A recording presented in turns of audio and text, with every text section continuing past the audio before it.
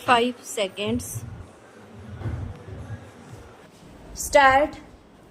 अध्यक्ष महोदय, सरकार चाहती है कि अन्न के मामले में देश आत्मनिर्भर बने, तो मेरा सुझाव है कि जिन जगहों पर काफ़ी संख्या में ट्रैक्टर से काम लिया जा रहा है, आपको कोई कारखाना खोलना चाहिए और सस्ती कीमत पर उनकी मरम्मत की व्यवस्था करनी चाहिए। आप बाहर से ट्रैक्टर मंगा रहे हैं। मैं समझता हूँ कि यह सारा रुपया व्यर्थ व्यय किया जा रहा है। मेरा सुझाव है कि इस देश में ही ट्रैक्टर बनाया जाए। बाहर से खेती के सामान जो आ रहे हैं, कारखाने से होकर ही आ रहे हैं। इनको जहां भेजना हो वहां सीधा भेजा जा सकता है, किंतु हो यह रहा है कि पंजाब सरकार द्वारा इनको सारे देश में वितरित किया जाता है। चूँकि इनको पहले पंजाब भेजा जाता है और फिर सारे देश में भेजा जाता है, इसलिए खर्चा ज़्यादा लगता है। खर्चा कम करने के लिए, लागत कीमत कम करने के लिए यह आवश्यक है कि इनको सीधे भेजा जाए।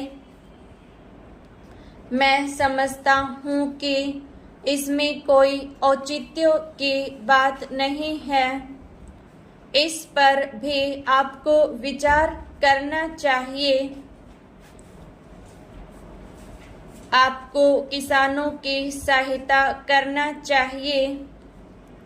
उनकी हिम्मत आप न तोड़ें।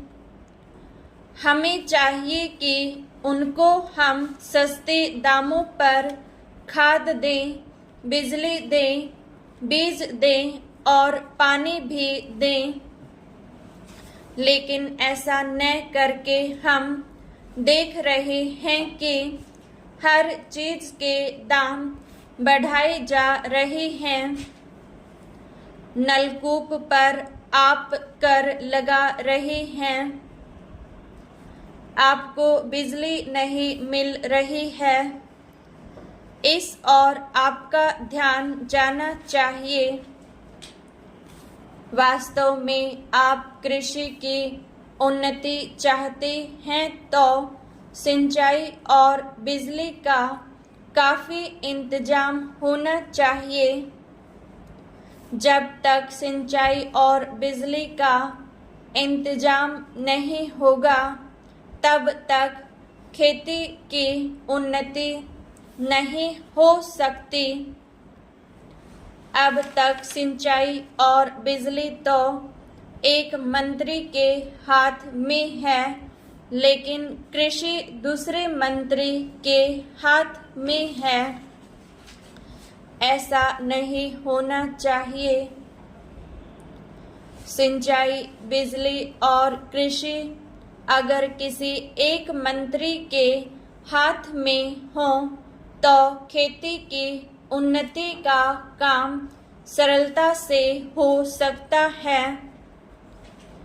मेरा निवेदन है कि इस ओर भी आपका ध्यान जाना चाहिए। समाजवादी समाज की रचना की बात बहुत कही जा रही है। गरीबी को दूर करके हम सबको बराबर लाना चाहते हैं, लेकिन देश में गरीबी आज भी बढ़ती जा रही है। मैं यह नहीं कहना चाहता हूँ कि हमारे देश में सरकार ने कुछ नहीं किया है। अध्यक्ष महोदय, बहुत कुछ किया है, लेकिन महंगाई बढ़ती जाती है और इस कारण से जो देश की खेती की या किसानों की उन्नति हुई भी है, वह महंगाई के कारण समाप्त हो गई है। तो ऐसी स्थिति में अगर हम किसान को अन्न की उसके पैदावार की कीमत अधिक नहीं देंगे तो हमारे देश का कल्याण नहीं हो सकता है। मैं कोई यह नई बात नहीं कह रहा हूँ। पहले अमेरिका में यही किया गया जब वहाँ पर खाद्य समस्या के कारण लोग परेशान थे। हमारे यहाँ भी उसी से कल्याण होगा। हम देख रहे हैं कि सरकार के प्रयत्नों के परिणाम भी अच्छे निकलने लगे हैं, लेकिन दुख इस बात का है कि इस वर्ष सर्दी के मौसम में वर्षा नहीं हुई। फलस्वरूप इस वर्ष जो पैदावार है वह उतनी नहीं है। इसका कारण वर्षा का न होना है। कुछ लोग कहते हैं कि इस वर्ष भी जो पैदावार है पिछले वर्ष के पैदावार के बराबर हो जाएगी, लेकिन अगर वर्षा हो जाती है तो निश्चय ही हमारी स्थिति बहुत अच्छी हो जाती है।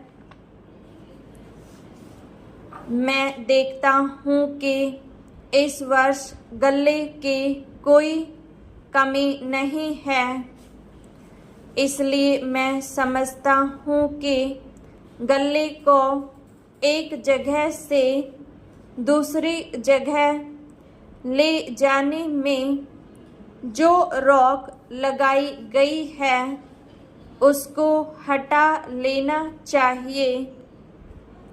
अभी हमारे राज्य में बड़ा अकाल पड़ा हुआ है, लेकिन वहाँ पर गल्ला भेजने की कुछ व्यवस्था की गई है और लोगों को गल्ला मिल रहा है।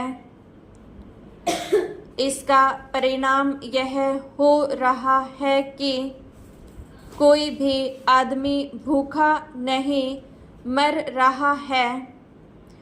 पिछले 2 वर्ष में कोई आदमी भूखा नहीं मरा। यह हमारे देश की सरकार के लिए बड़े ही संतोष की, बड़े ही गर्व की बात है। यदि अन्न की उपज हमें बढ़ाना है तो हमें पानी का इंतजाम करना चाहिए। आज वर्षा की बहुत कमी है। विशेष रूप से मैं अपने क्षेत्र की बात आपको बतलाना चाहता हूँ। 20 वर्ष पहले जितनी वर्षा वहाँ होती थी उतनी ही वर्षा आज भी होती है। वहाँ नहर भी है, लेकिन नहर का पानी वहाँ नहीं जाता है। नहर के पानी को आगे ही रोक लिया जाता है। बांध भी नहीं बना है, किंतु हमारे राज्य के लिए पानी नहीं दिया जाता है। इसका परिणाम यह होता है कि पानी न मिलने के कारण लोगों को काफ़ी परेशानी का सामना करना पड़ता है। कुछ लोगों ने नलकूप भी लगा लिए हैं, जिससे लाभ हुआ है।